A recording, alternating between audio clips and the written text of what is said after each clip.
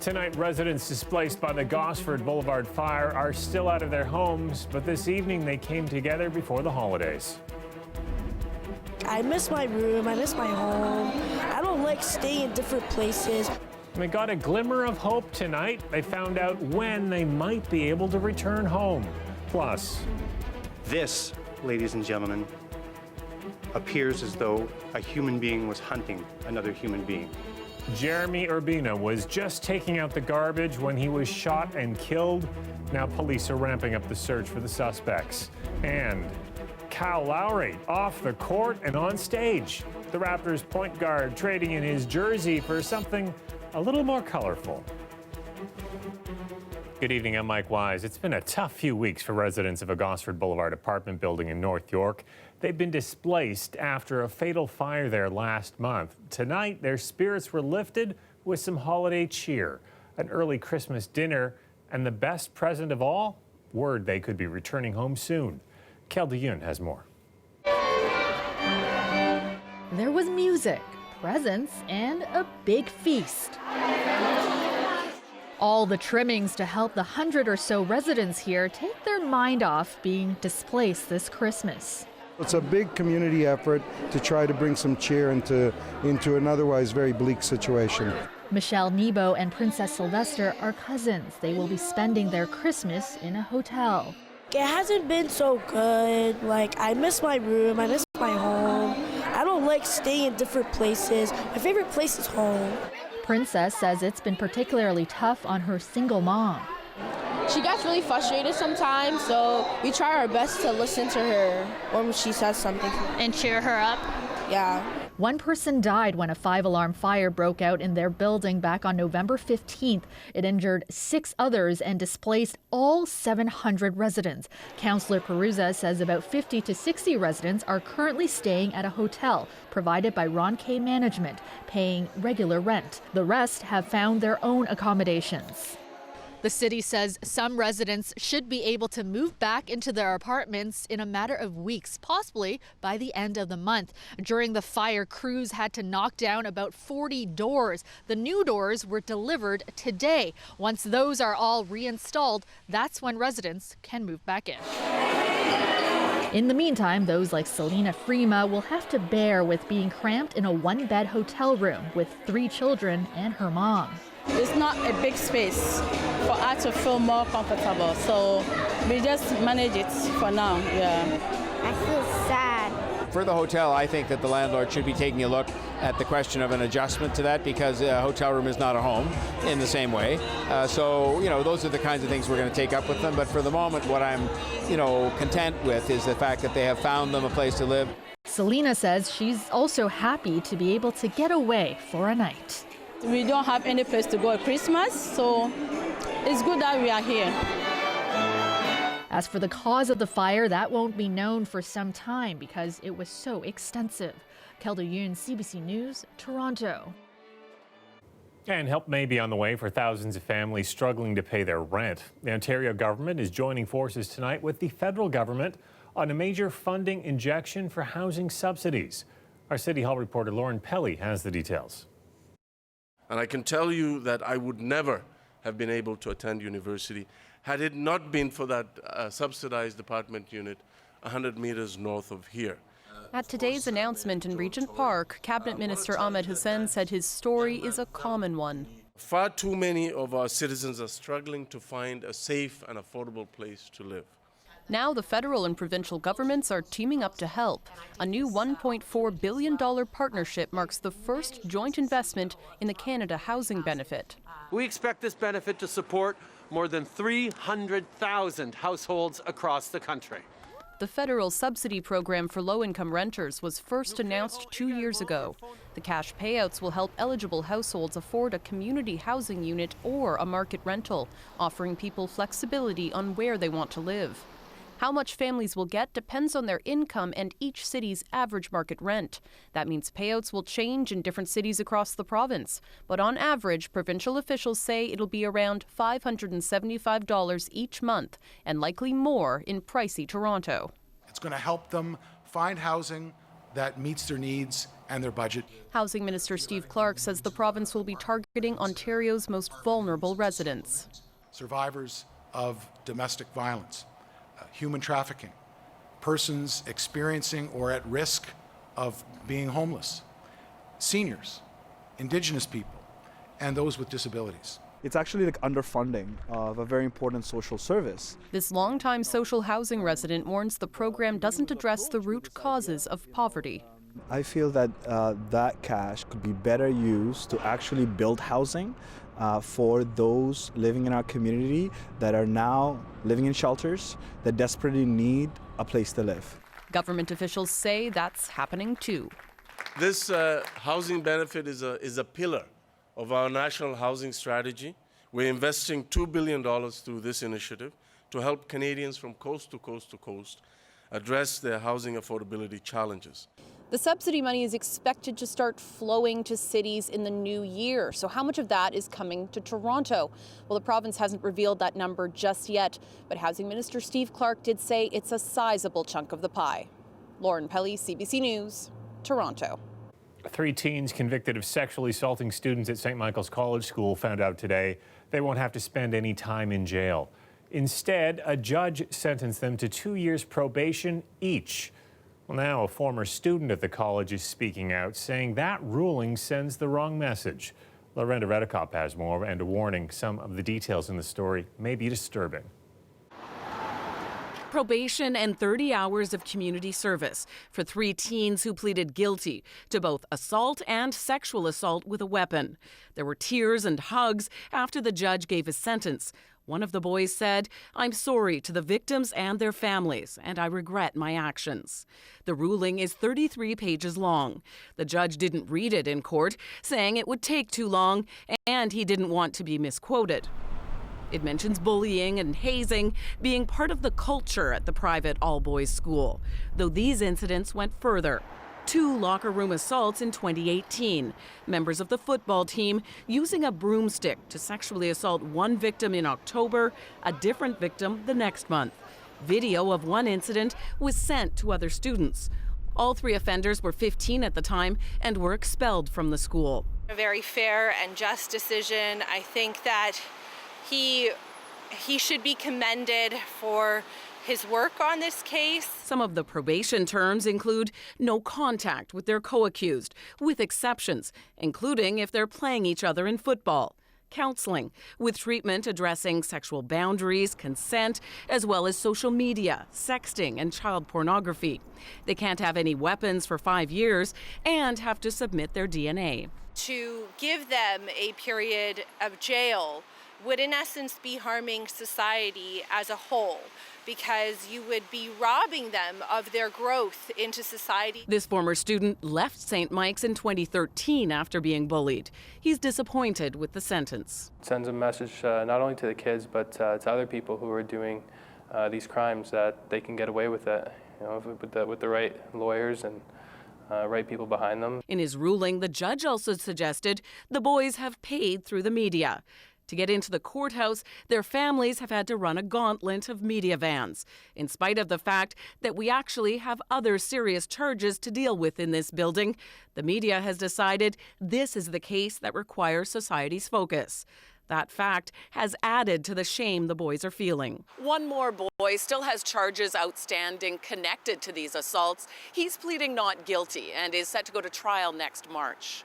Lorenda Redekop, CBC News, Toronto.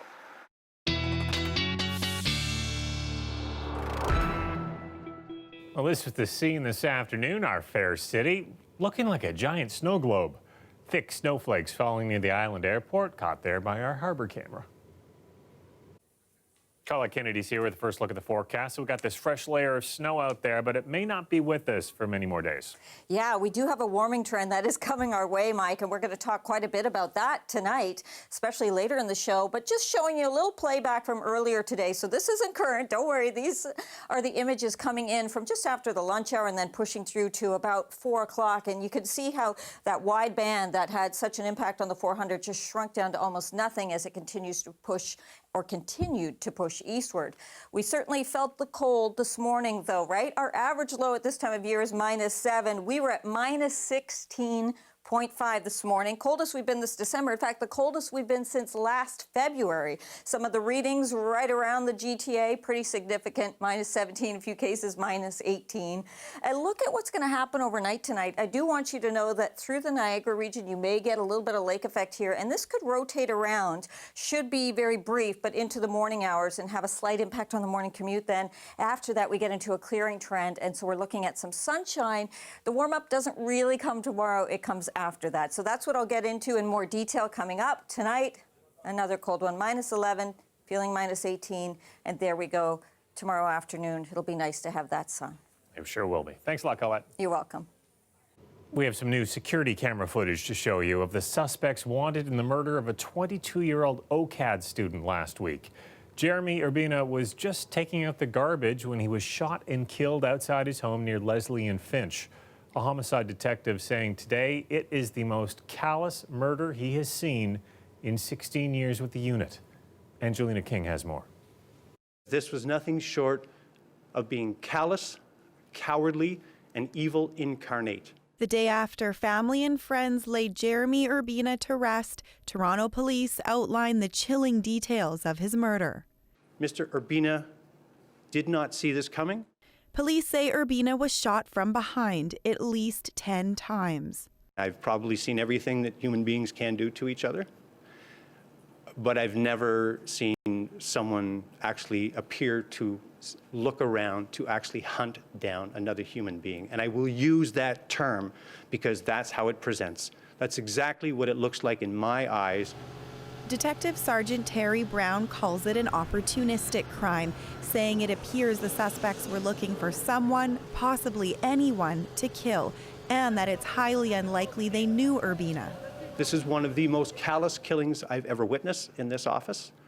And the fact that they were skulking around that neighborhood for up to 6 minutes for unknown reasons is most disturbing. But the fact that they're still out there is very, very concerning. In an effort to find them, police released these photos today taken in the complex's laundry room, hoping someone will recognize the suspect in the mask. It would be surprising for me if someone is not able to identify the person. Urbina was only 22 years old in his second year at OCAD University. An online fundraiser describes him as a hardworking, loyal, and loving son, brother, and friend, a young man who did nothing but care for others and had a unique way of putting a smile on everyone's face. A full life ahead of him, studying interactive media studies at OCAD, loved by all, and just happened to be throwing his garbage out at that time, at that moment. Police say while only one suspect fired a gun, they are looking for both people. They're also asking anybody who might have dash cam video from that area that evening to come forward. Urbina was Toronto's 67th homicide this year. Angelina King, CBC News, Toronto. Still ahead, a major police bus dismantles a sports gambling ring connected to a biker gang. These sport books are alleged to have brought in approximately $13 million in illicit funds. Police are linking the murder of a Hells Angels member outside a Mississauga gym last year to a ring of illegal gambling websites. Details on that story after the break.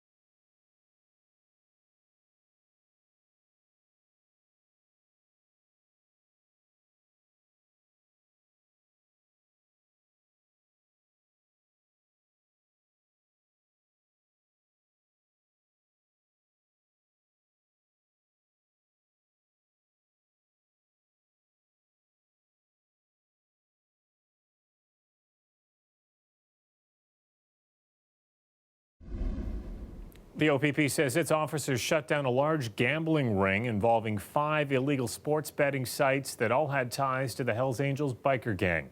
28 people are under arrest tonight. Philip Lee Shannock has the details.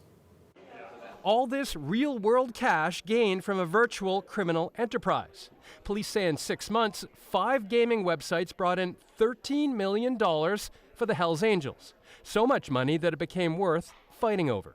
And this group of people were involved in sportsbook betting, and then they were involved in a turf war with a rival faction for control of that sportsbook. In March, a known member of the Hells Angels connected with the operation was murdered as he left a gym in Peel region. This is one of the websites run by the Hells Angels, but there are many that look very similar. And if they offer betting on the outcome of a single sporting event in Canada, they are also illegal.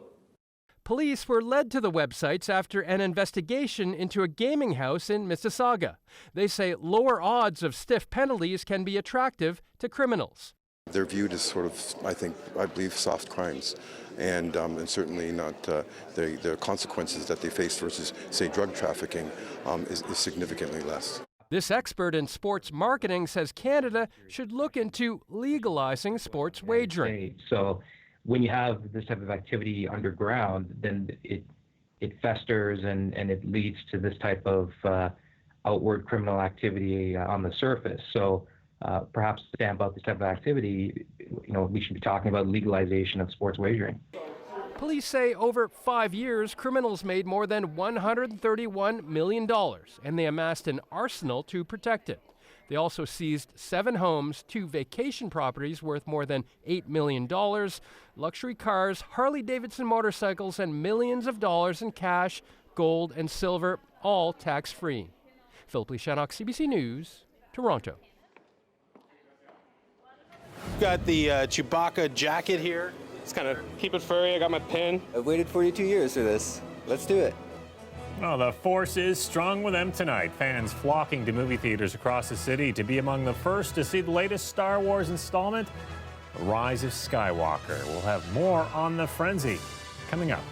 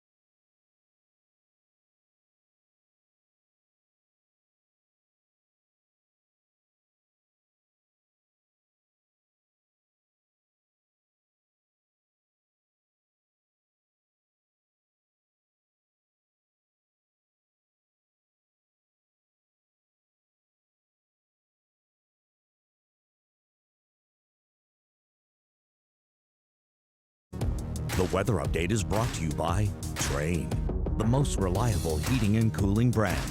It's hard to stop a train.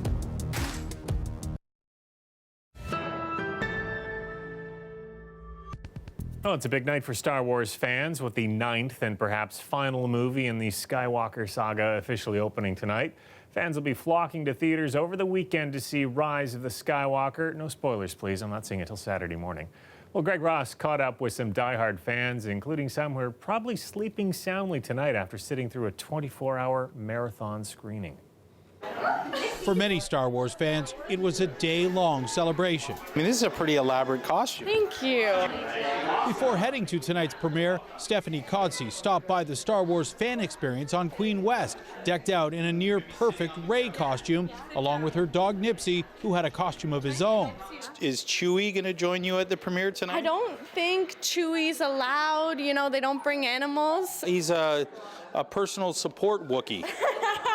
Right? Oh, here he goes. Look, see? Just down the street at the Scotiabank Theatre, hundreds of hardcore fans prepared for tonight's premiere by watching each of the first 8 Star Wars movies. This 24-hour marathon started at 7 o'clock last night. Are you crazy? Yes. Yes. Definitely. I've waited 42 years for this. Let's do it. This father and daughter had a long drive from a city far, far away. We drove from Ottawa. I brought Mackenzie to her first Star Wars movie when we went to see The Force Awakens, and we've been going to see Star Wars ever since together. Most were dressed from head to toe in their favorite Star Wars clothes. You've got the Chewbacca jacket here. It's kind of keep it furry. I got my pin for the premiere night last night, and I'm even the pants and the socks and the shoes. Others dressed for comfort. The only guy that really has been practical in this group is this gentleman right here, because you came prepared to spend the night. Oh yeah, you know, you're gonna spend like 24 hours in a theater. I'm gonna be as most comfortable as I can be, you know? So I was like, I gotta bring my house coat, wear PJs. Aren't you guys glad he doesn't sleep in his boxers? He wasn't the only one who caught a little shut-eye during the marathon. Kind of picked their least favorite movie to sleep during. Yes. So there was like Revenge of the Sleep, episode 3. There was a lot of sleeping people. So we're trying to work it out so we're all awake for it. People snoring in there? What's happening? People snore and then they wake themselves up by snoring. It's crazy. Yeah. That's the best part, when they wake themselves up and they realize they're in a theater of 300 people and they're like, oh. But Greg Ross, CBC News, Toronto.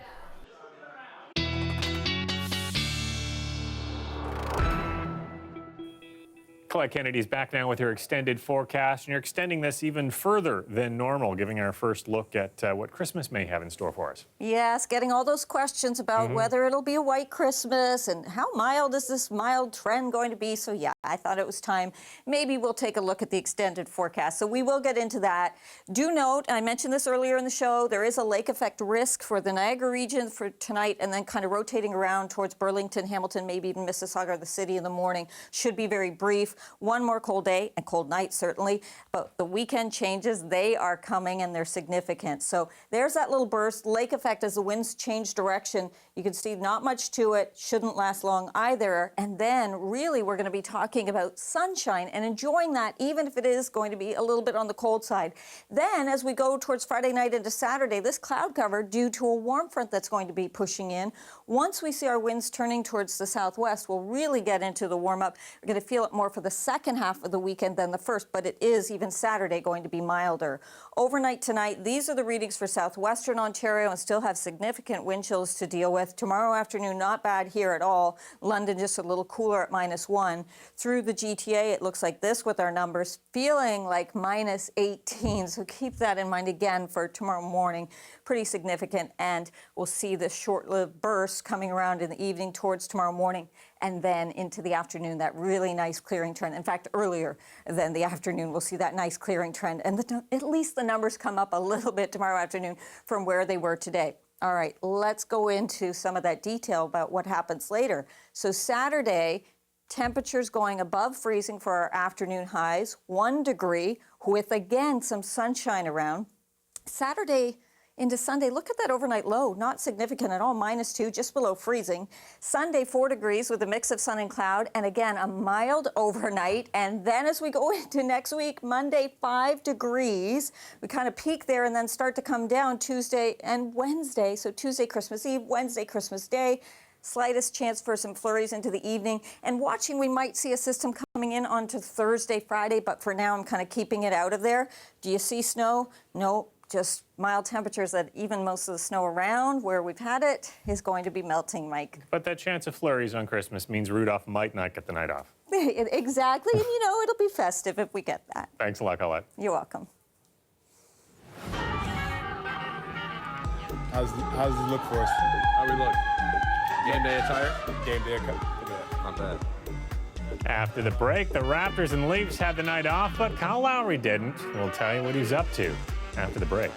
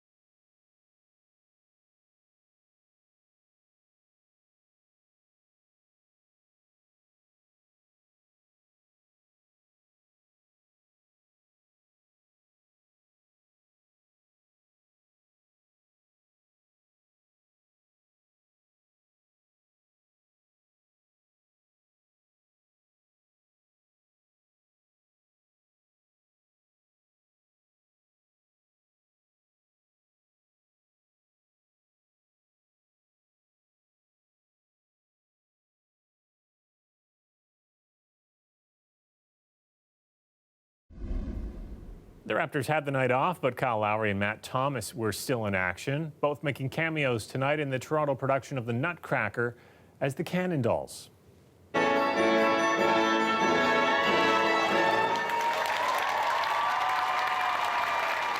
applause. How long before the Raptors make these a new alternate jersey? Of course, National Ballet enlists notable personalities to make cameo appearances every year. Past Cannon Dolls have included Chris Hadfield, Tessa Virtue, Matt Sundin, and Doug Gilmore.